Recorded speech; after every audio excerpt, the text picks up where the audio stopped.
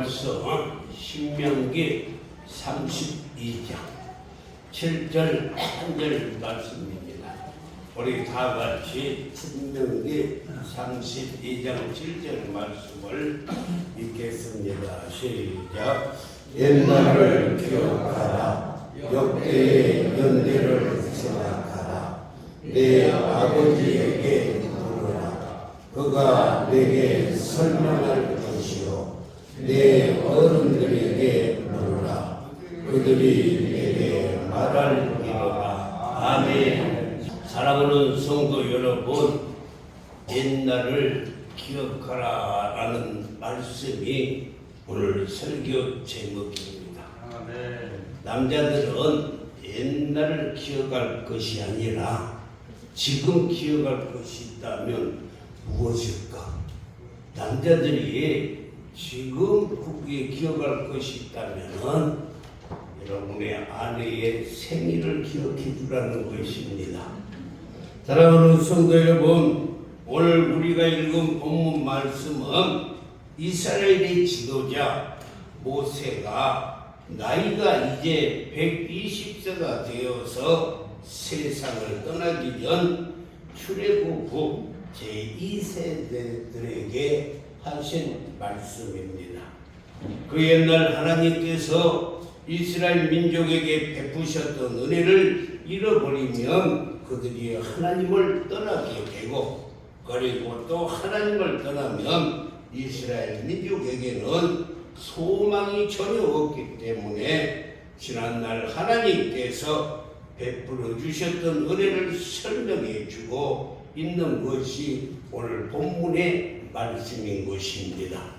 오늘 말씀을 보면 첫 번째로 옛날을 기억하라 라고 말씀을 했어요. 오늘 본문 신명기 32장 7절에도 옛날을 기억하라, 역대의 연대를 생각하라 라고 말씀했어요. 모세는 본문을 통해서 출애굽 이후에 태어난 2세들에게 너희 조상들이 애굽에서 430년 동안 종살이를 할 때 하나님께서 출애굽시켜서 구원해 주셨던 그 은혜를 절대로 잊어서는 아니 되고, 그들이 가나안 땅을 향해서 광야를 지날 때도 홍해 바다가 앞을 가로막고 뒤에서는 애국 군대가 쫓아올 때 하나님께서 홍해 바다를 마른 땅처럼 길을 열어주시고 건너게 하셨던 하나님의 은혜를 잊어서는 아니 된다는 것입니다. 그뿐만이 아니라 광야에서 양식이 없어서 굶주릴 때 하나님께서는 하늘에서 만나를 내려주셔서 먹게 하여 주시고, 광야에서 고기가 먹고 싶다 할 때 하나님께서는 저 지중해 있는 메추라기 떼를 모아가지고 하나님께서 이스라엘 백성들에게 코에서 냄새가 날 정도로 먹게 해 주셨고, 그리고 낮에는 무더운 더위를 하나님이 구름 기둥으로, 밤에는 추위를 불기둥으로 인도하여 주셨던 그 하나님을 기억하라는 거예요. 할렐루야. 지난날에 하나님의 은혜를 생각할 때 그들이 하나님을 떠나지 않고 또 하나님을 경외하고 하나님의 은혜를 생각하며 하나님께 영광을 돌리는 삶을 살게 된다는 것입니다. 사랑하는 성도 여러분, 개인도 교회도 나라도 역사를 기억하는 것이 참으로 중요합니다. 물론 오늘 모세가 기억하고 있는 것은 하나님의 구원의 역사를 말합니다. 이것을 오늘 신학적인 용어로 생각한다면 예수 그리스도께서 갈보리 언덕 십자가에서 우리를 위해서 죽으시는 것을 기억하라는 거예요. 애굽에서 노예 생활을 하던 이스라엘 백성들을 구해주신 하나님이 예수 그리스도를 통해서 우리를 구원해 주시고, 십자가의 은혜를 기억할 때 우리가 한평생 살아갈 때 오직 하나님을 경외하고, 그리고 하나님의 은혜 가운데서 살아가는 복된 삶을 살게 될 것이라는 것입니다. 이스라엘 백성들의 출애굽을 기억하고 갈보리 언덕의 십자가를 기억하는 것처럼 우리 대한민국의 민족사에도 기억해야 할 역사적인 사건들이 수없이 많이 있습니다. 우리나라는 삼국시대에는 당나라와 수나라가 이렇게 침략을 해왔고, 고려시대는 몽고나 거란족들이 이 민족을 이렇게 침탈해왔고, 그리고 조선시대는 일본 사람들이 우리나라를 침략해왔던 것을 우리는 알 수가 있어요. 우리 대한민국의 민족사에도 기억할 역사적인 사건들이 오늘은 그 중에서도 6.25 전쟁을 생각해 보기로 하겠습니다. 왜? 내일 우리가 74주년 되는 6.25이기 때문입니다. 6.25 전쟁을 생각할 때 전쟁의 피해가 얼마나 많았는지 우리는 기억을 해야 돼요. 서울이 불바다가 되었고 정말 얼마나 많은 피해가 있는지, 6.25 전쟁을 통해서 목숨을 잃었던 전사자들이 우리나라만, 이북과 우리 남한만 해서 300만 명이나 되는 것입니다. 내가 그래서 300만 명이면 도대체 얼마나 될까 하고 이렇게 서울, 부산, 인천, 광주, 대전 이렇게 찾아봤더니만 부산에 320만 명이에요. 그러니까 부산에 사는 모든 사람들이 전쟁을 통해서 다 죽은 그 숫자라는 것입니다.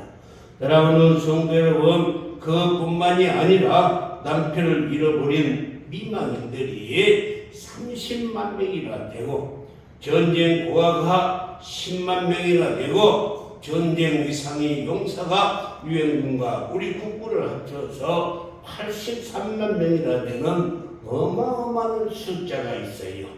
그리고 1천만의 이상 가족이 생겨서 두고 온 가정, 그리고 이 그리운 고향 땅을 사모하다가 이 세상을 떠나가고 있습니다.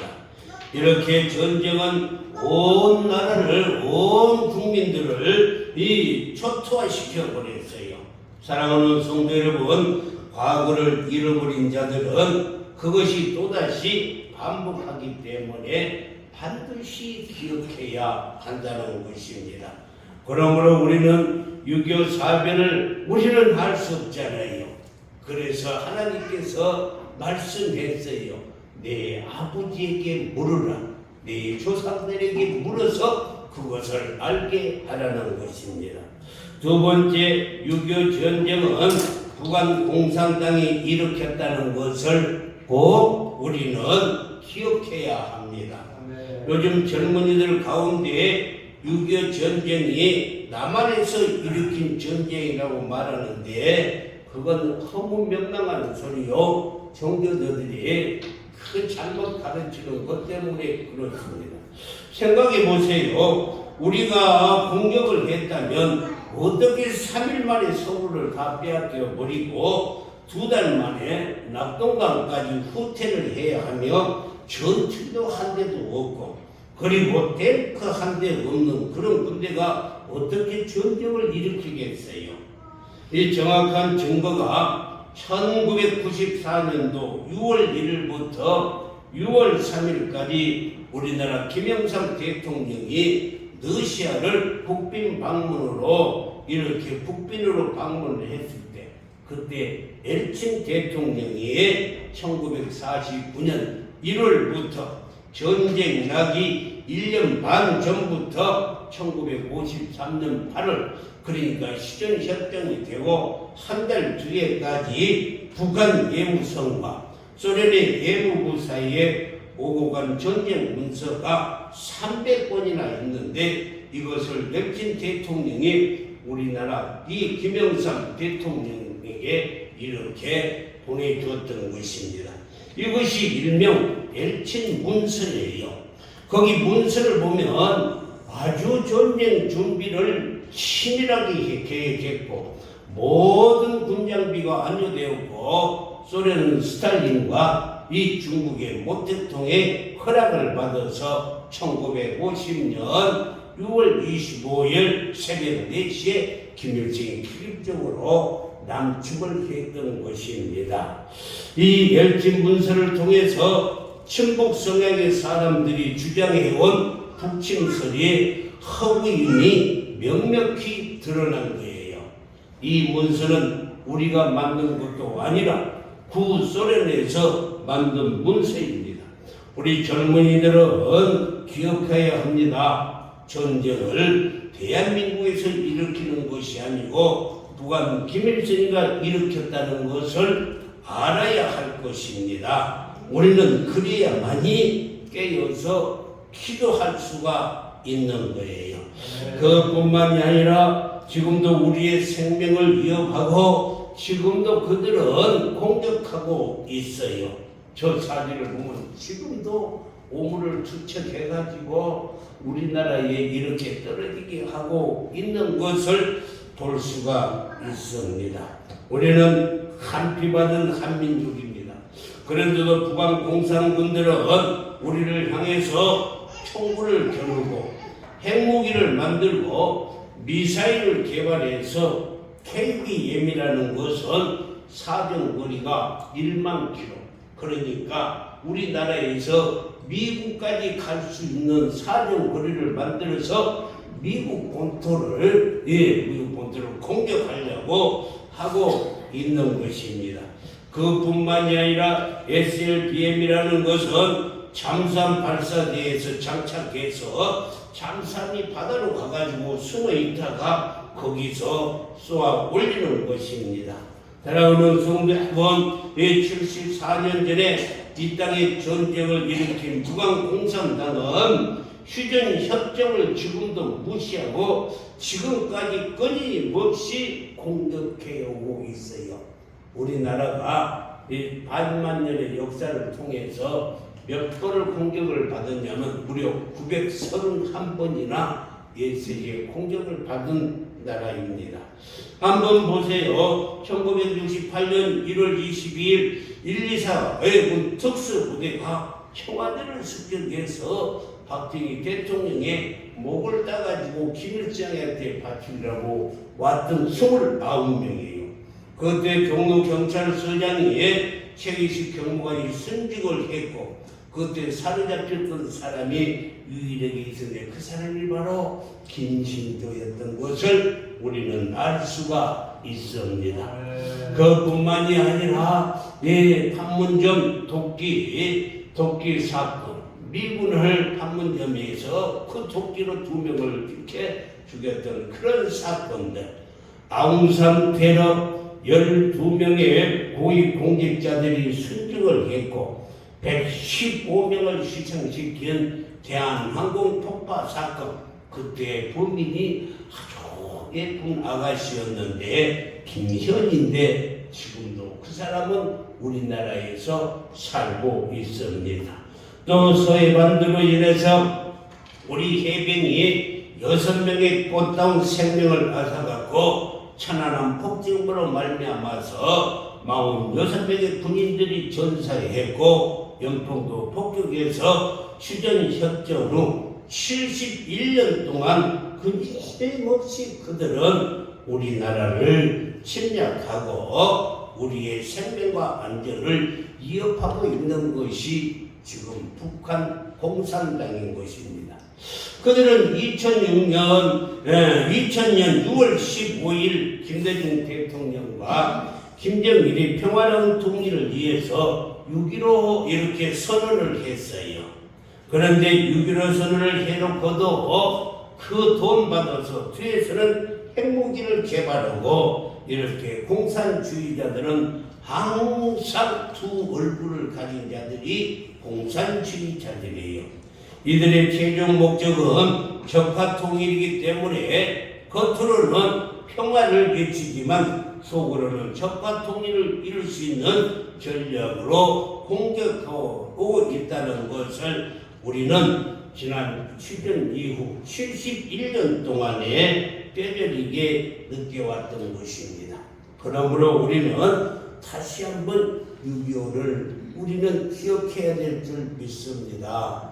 사랑하는 성도 여러분, 지금 우리 사회가 이런 위기 상황에 있는 것을 우리는 잘 알아야 돼요.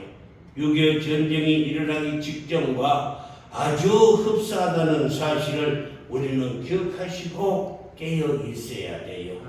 이 남북 간의 이런 대립과 과거의 역사가 아니라 현재의 진행형이라는 것을 우리는 알아야 할 줄 믿습니다. 감성적 민주주의만 가지고 통일을 감당할 수가 없는 거예요. 왜곡된 진보에서는 정말로 문제가 되는 것입니다. 미국도 두 당이 있는데 공화당이 보수예요. 그리고 민주당은 진보입니다. 그래서 박정희 대통령이 그 군인의 군사 쿠데타를 일으키고 당을 만들었는데 그가 공화당하고 민주당하고 서로 대립하니까 우리는 하나로 만들자 해가지고 민주공화국이라 이렇게 당을 만들었던 것입니다. 그러나 그들의 진보는 국가의 이익을 주장하고 국가의 정체성을 가지고 서민과 복지 문제에 신경을 쓰는 진보이지 우리나라처럼 북한 공산주의를 추종하고 찬양하는 그런 진보가 아니라는 것입니다. 모든 진보가 다 그런 것은 아니지만은 옛날 얼마 전에 그 이석기 같은 국회의원은 이 애국가를 부인하고 애국가가 우리나라의 국가가 아니라라고 부인하고 북한보다는 미국이 더 문제라라고 우게 되었어요. 이런 사람들이 국회에 들어 있습니다. 그뿐만이 아니라 이 임종석이라는 학생이 학생회장을 할 때 임수경이라는 그 대학생이 평양 가서 김일성이를 만나고 와서 쾌가 국회의원이 되었는데 탈북자들을 뭐라고 말했는가? 탈북자들을 변절자들이라 이렇게 국회에서 말하는 것을 볼 수가 있어요. 우리는 정신 차려야 합니다. 이렇게 이 북한 공산당이 좋다고 하는 사람들이 왜 생길까? 어린 초등학교 학생 이승국이는 나는 공산당이 싫어요 라고 이렇게 외치다가 목숨을 잃었는데 공산당이 좋다는 사람들은 왜 생길까? 그러면 이념에 대해서 물이 들었기 때문에 그 굴레 안에서 빠져나올 수가 없는 것입니다. 마치 이단하고 똑같아서 이단 사상에 물들어 버리면 어떻게 할 길이 없어요. 사랑하는 성도 여러분, 오늘 신명기 32장 7절 말씀을 다시 보면 옛날 일을 기억하라. 역대의 연대를 생각하라. 우리가 6.25 사변을 기억해야 됩니다. 그리고 1950년 6월 25일부터 1953년 7월 27일까지 이 전쟁이 일어났던 연대를 생각해라는 게 얼마나 많은 피해와 얼마나 많은 고통을 당합니까? 그리고 내 아버지에게 물어봐라는 것입니다. 그가 내게 설명할 것이요 내 어른들에게 왜 물으라. 그들이 내게 말하여 주리라 라고 말씀을 했습니다. 모세가 말합니다. 옛날을 기억하라. 과거의 역사를 기억하라. 신세대들은 너희 아버지에게 묻고 어른들에게 물으라. 그러면 6.25가 공산당이 얼마나 잔혹했는지를 잘 말씀해 줄 것이다. 이 말인 것입니다. 80이 넘은 어른들에게 6.25에 대해서 꼭 물어보세요. 그리고 80이 넘으신 어른들은 6.25를 경험하신 어른분들은 자녀들에게 우리 젊은이들에게 꼭 공산당이 무엇인지를 말씀해 주시기를 바랍니다. 지금 우리는 매우 잘 살고 있습니다. 5,100만 명이 이 3만불 시대를 살고 있어요. 그런데 우리가 1960년대만 해도 우리나라는 얼마나 가난했는지 1963년 12월 23일 김포공항은 눈물바다가 되었던 것을 알 수가 있어요. 500명의 젊은이들이 독일 탄광 광부로 가기 위해서 출정식이 있었는데 지하 막장 깊은 곳에 들어가서 탄을 캐내며 돈 벌기 위해서 젊은이들이 조국을 떠나 이 독일로 가게 되었습니다. 그 당시 독일에서 요구한 광부는 겨우 500명이었는데 광부를 모집하는데 4,900명이 왔어요. 다시 말하자면 10대 1 가까운 경쟁률이 있었어요. 이 4,500명의 지원자가 있는데 정말 그때 얼마나 많은 고급 인력이 지원을 했는데 고등학교는 물론 대학교를 졸업한 이 학사들이 대거 응시했어요. 좋은 직장에 가는 것도 아니고 저 광부로 가는데 10대 1의 경쟁률이었습니다. 손이 부드럽고 고우면은 혹시 떨어질까 봐서 연탄으로 손을 비벼서 그리고 세멘트로 손을 비벼서 손을 거칠게 만들었고 그때 시험은 딱 하나 있는데 60kg짜리 모래자루를 5번 들었다 놨다 하는 것이 시험이었어요. 네. 이들은 독일에 가서 지하 막장 1000m까지 들어가서 그 40도의 고열과 싸우면서 돈을 벌어 이 나라의 경제를 일으켰던 것입니다. 그리고 수많은 여성 간호사들이 독일로 갔어요. 첫 출발은 1126명이었지만은 76년도까지 1226명이 10대 후반 20대 초반에 젊은 여성들이 독일에 간호사로 갔지만은 이 언어가 말이 통하지 않으니까 죽은 사람들이 시신을 닦는 시체를 닦는 일을 했어요. 그 어린 간호사들이 거기에 알코올을 묻혀서 딱딱하게 굳어버린 독일 사람들의 시체를 닦으면서 돈을 벌었어요. 그래서 이 나라의 경제가 살아나게 되는 것입니다. 어디 그뿐입니까? 1964년 12월 7일 그 당시 대통령이 독일을 방문해서 차관을 얻으러 이렇게 갔어요. 그런데 순방 일정 중에 광산에 갔는데 500명이 모이는 강단에 입추의 여지가 없이 많은 광부들이 모여서 눈만 반짝반짝이는데 온 얼굴이 석탄으로 범벅이 된 그들을 보고 대통령이 가슴을 치며 울었다는 것입니다. 대통령이 연설하기 전에 애국가가 나오는데 고향을 떠나 이영만리에서 고생하고 있는 광부들이 애국가를 부르지 못하고 울기 시작했어요. 동해물과 백두산이 마르고 닳도록 함께 부둥켜 안고 애국가를 부르기 시작했습니다. 나라가 가난하다는 이유 때문에 그 이영만리까지 와서 1000m 막장에서 새카만 연탄을 얼굴에 묻히고 일하고 있는 조국의 젊은이들을 바라보면서 그때 대통령이 말씀하시기를 여러분들이 대한민국의 애국자입니다.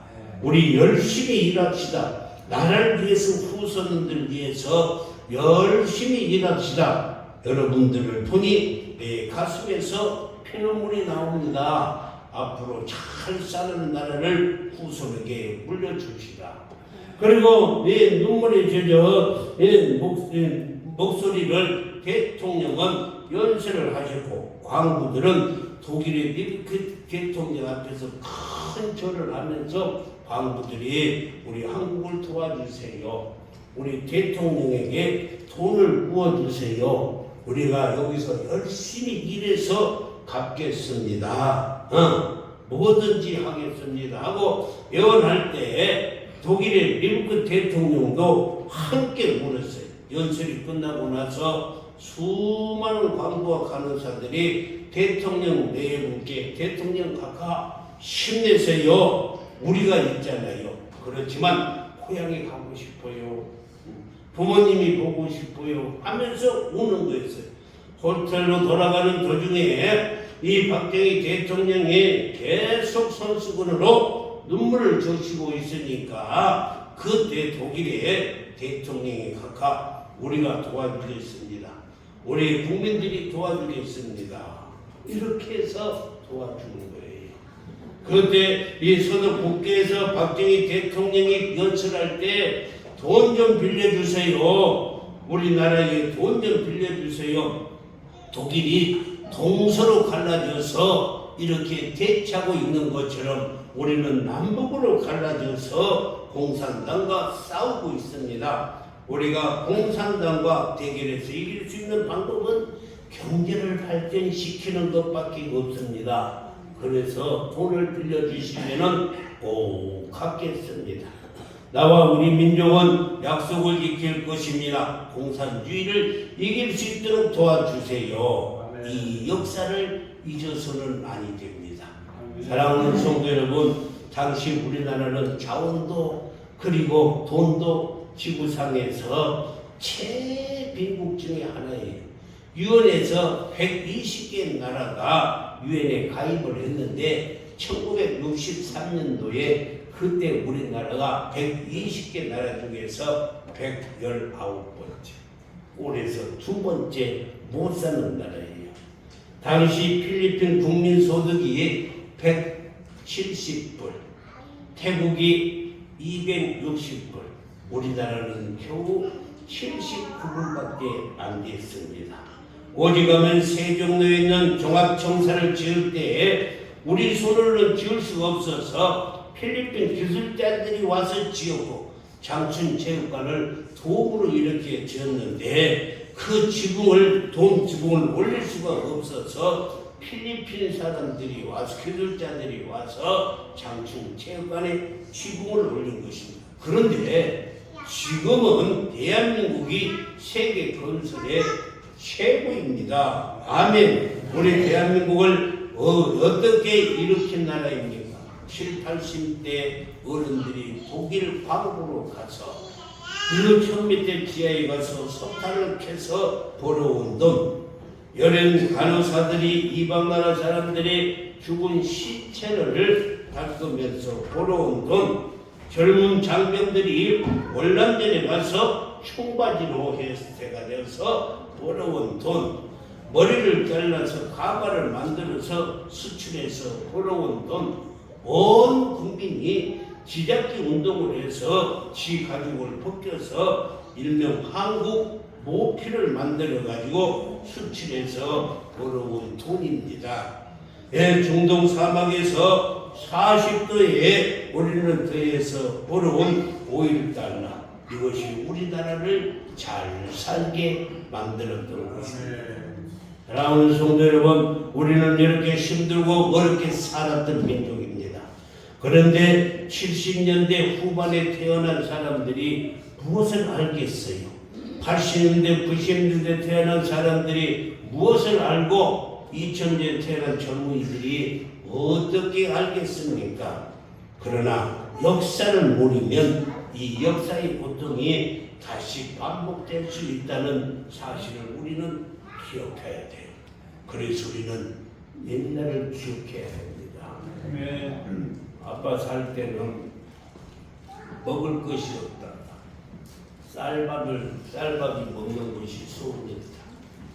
그러니까 뭐라고 한지 아세요? 아빠 그러고 라면 끓여 먹지 못했어요. 젊은이들이 그 60년대, 70년대, 80년대를 어떻게 알고 있겠습니까? 세계 제2차 대전 후 신생 독립국가 가운데 민주화와 경제 개발의 산업화를 이룬 나라는 우리 대한민국밖에 없습니다. 이건 다 하나님의 특별한 은혜로 된 줄 믿습니다. 이렇게 목숨을 바치고 땀 흘려 일했던 우리의 선배들이 있었기에 이렇게 가능하게 된 것이에요. 어떻게 이루간 나라인데 이 나라의 정체성을 잃어버리고 살아갈 수 있습니까? 다시 한번 읽어보겠습니다. 옛날을 기억하라. 그리고 역대의 연대를 생각하라. 내 아버지에게 물어라. 그가 내게 설명할 것이요 내 어머니에게 물으라 그들이 내게 말하리라. 아멘. 사랑하는 성도 여러분, 우리 초등학교 다닐 때는 교실 복도에 이렇게 써져 있었어요. 상기하자 6.25. 상기하자 6.25. 그 피비린 나는 6.25를 잊어서는 절대 하게 됩니다. 어른들은 6.25 참상을 자녀들에게 잘 가르쳐주고 설명해야 돼. 그래야만이 다시는 이 땅에 6.25와 같은 비참한 전쟁이 일어나지 않을 것입니다.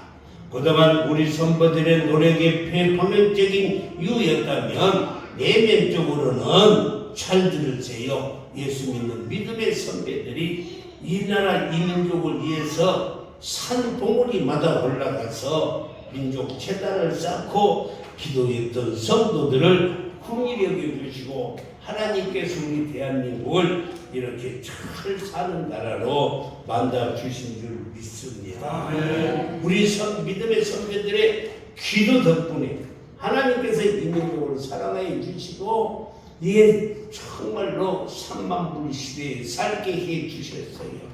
구약에 나온 예레미야 선지자의 다른 자는 눈물의 선지자였습니다. 눈물의 선지자 예레미야는 이 위태한 조국 그리고 한치 앞을 내다볼 수 없는 안개 천국을 바라보면서 눈물을 흘리면서 기도했던 눈물의 선지자였어요. 그런데 그가 어느 날 기도했더니만 예레미야 1장 11절 말씀에서 예레미야야 네가 무엇을 보느냐 하시매 내가 대답하되 살구나무 가지를 보나이다. 예레미야가 기도했는데 환상으로 살구나무 가지가 보인 거예요. 그리고 13절에서 또 하나님이 나타나셔서 내가 무엇을 보느냐 대답하되 끓는 가마가 보이나이다 라고 이렇게 말씀했어요. 예레미야가 본 것은 살구나무요 끓는 가마를 보았는데 그 가마가 이쪽에서 북쪽에서부터 남쪽으로 이렇게 기울어졌다는 것입니다. 이 말씀이 우리에게 주는 교훈은 살구나무는 히브리어로 사케데인데 깨어있는 파수꾼이 되라는 거예요.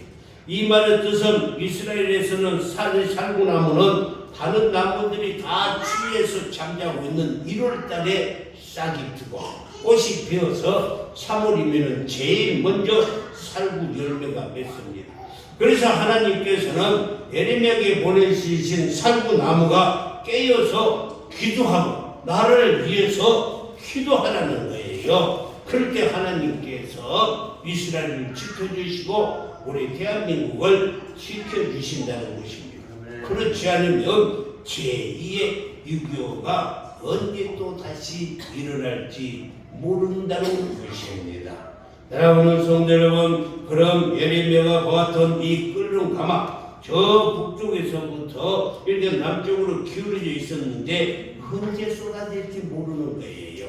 펄펄 끓는 가마손이 김정은이가 개발하는 핵이 될 수도 있고 그리고 미사일이고 대포로 끓는 가마처럼 지금 우리 남쪽을 향해서 전진 배치해 놓고 있는데 우리가 깨어서 기도하지 않는다면 남쪽으로 기울어지는 끓는 가마가 언제 쏟아질지 모르는 상황입니다.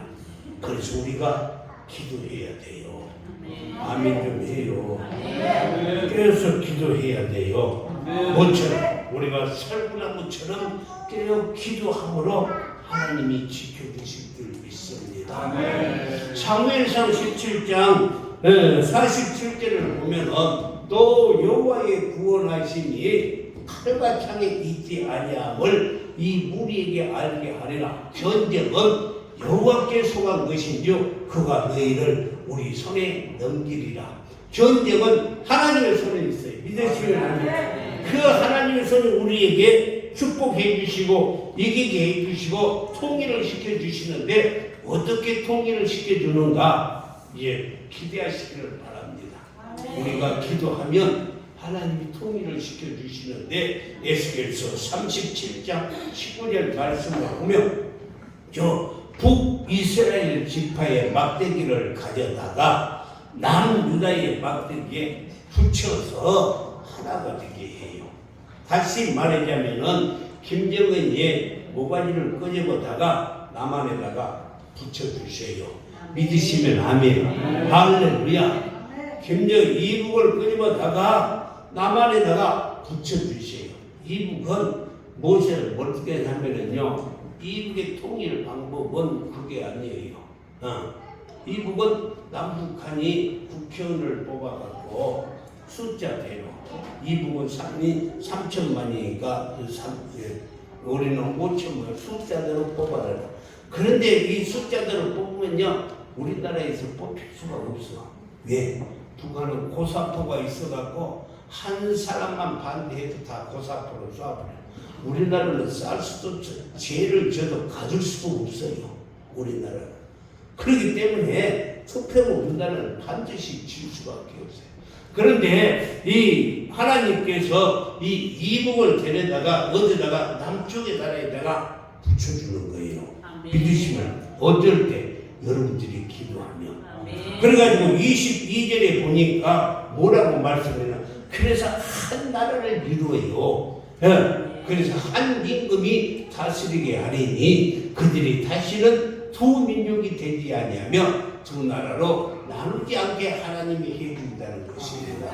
사랑하는 성도 여러분, 우리가 통일하는 방법은 기도예요. 믿으시면 아멘. 우리가 깨어서 살구나무처럼 깨어서 기도하면 다시 말합니다. 저 북쪽에 끓는 가마가 남쪽으로 기울어서 언제 쏟아질지 모르지만은 하나님께서는 그 김정은이의 목을 갖다 잡서 남쪽에다 붙여서 하나 되게 해요. 이런 축복이 오기를 주님의 이름으로 축원합니다. 하나님께서는 우리 민족을 사랑하여 주시고 세계에서 선진국이 되려면은 딱 하나가 있어요. 인구가 8천만 명 이상이 되어야만이 선진국이 될 수 있어요. 그러니까 우리나라는 5,100만 명 갖고는 선진국이 될 수가 없습니다. 그런데 하나님은 이 김정은이를 끌어다가 우리 남한에 붙여주어서 8천만 명을 만들어 주세요. 우리가 5,100만 명, 이북이 2,800에서 7,900만 명이 되는 그때 8천만 명이 될 때 우리나라에서 만든 모든 물건을 우리나라 밑사람들이 다 소비를 할 수 있어야만이 선진국이 되는 거예요. 그래서 하나님은 우리 민족을 선진국으로 만들기 위해서 북한에 2,800만 명을 준비해 놓고 우리나라에 5,100만 명을 준비해서 너희가 기도하라는 거예요. 그러면 하나님께서 통일을 시켜주시고 선진국으로 만들어 주신다는 것입니다. 그러면 우리는 살구나무처럼 깨어서 기도해야 될 줄 믿습니다. 하나님은 이 적화 통일이 아니라 하나님은 복음으로 하나 되어서 우리 민족이 통일되어 세계 선진국으로 반드시 세워주실 줄 믿습니다. 기도하겠어요.